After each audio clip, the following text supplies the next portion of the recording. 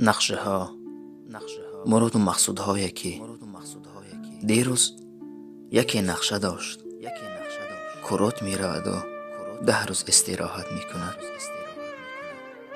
و دیگری نقشه داشت 3 روز پس به خانه نفساخته‌اش می کوچد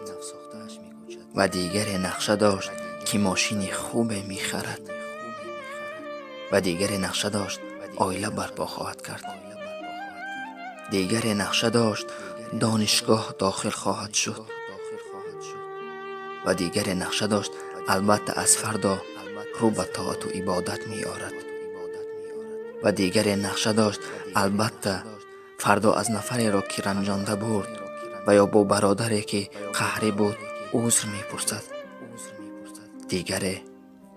دیگری حالا نقشه نکشید و در طفلی سفر کرد.